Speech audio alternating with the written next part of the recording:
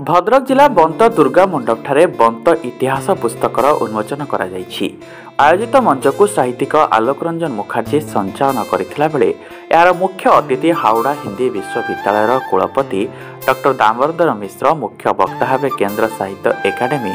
पुरस्कृत शिशु साहित्यक रामचंद्र नायक, पुस्तक समीक्षक जातीय पुरस्कृत शिक्षक बैलोचन साहू, सम्मानित अतिथि समाजसेवी अभिराम बेहेरा, पूर्वतन अध्यक्ष डॉक्टर शुभेन्दु कुमार मिश्र, बंत सरपंच मानसी राणी राउत, विशिष्ट साहित्यिक गणेश प्रसाद कर शर्मा, शिशु साहित्यिक गोविंद चंद्र बारिक, सारस्वत साधक रत्नाकर दास प्रमुख जोगदे स्वप्न दीर्घ पोखरी के देखी यार तो राजा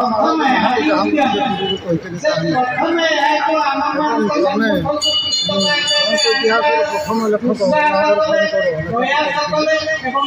खोजी जाइए तो मन चिंता आसला समय बही सर पुस्तक कौन स्थानित कर मुख्यतः बंद अंचल कौन स्थानित बंद अंचल क्रीड़ा आरंभ कर क्रीड़ा साहित्य संस्कृति पुरातन जुगर विभिन्न जुगरे अफगान आक्रमण, मोगल आक्रमण, इंग्रेज आक्रमण, मराठा आक्रमण ये समस्त समय बंतर अवस्था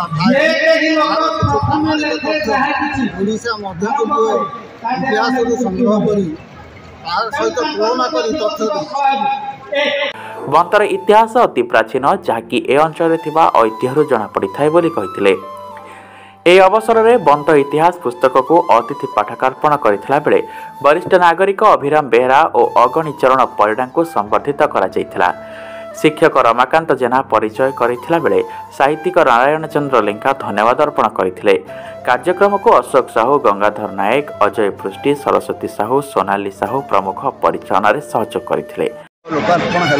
प्रथम जहाँ आपण सहयोग प्रथम मोर आंतरिक धन्यवाद लिखार जो प्रथम अभिप्राय यही लेखक से प्रकृत में पारिवारिक जीवन अति दुस्सह पितामाता नहांती सहधर्मिणी नहांती मो बहु सब बांगालोर किंतु से बांगालोर गले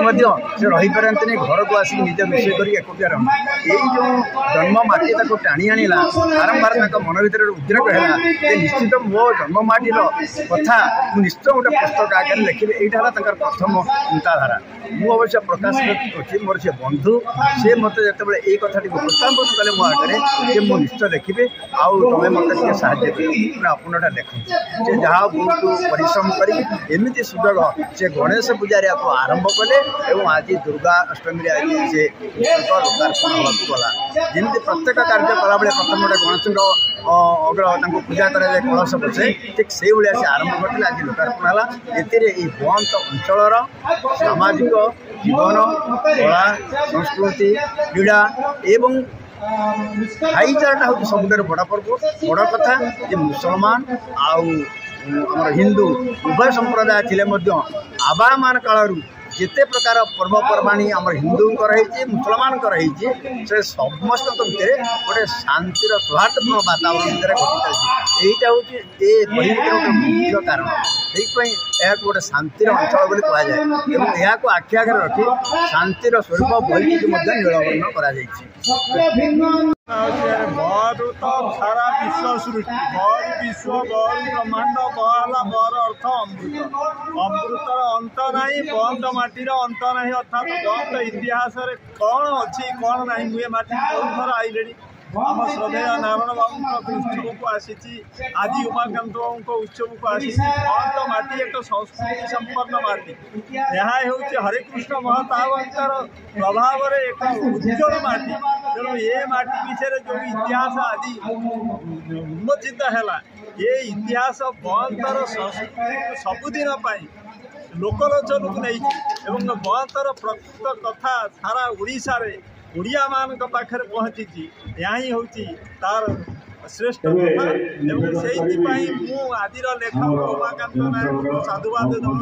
कारण एभली गोटे संस्कृति संपन्न माटी समस्ते सब कथा जानती किंतु जानवर कि जनईवाटा हूँ वेदर गोटे बड़ नियम तेणु जाना जनइबा ये दुईटा कथा आम जानती जन पारती नहीं किंतु आज उमाकांत बाबू संस्कृति संपन्न माटी विषय समस्त को जनइबा को चाहिए ये साधुवाद जनाऊँ एवं ये माटी नमस्कार। भद्रकरू हेमंत सिंह का रिपोर्ट प्रयाग खबर।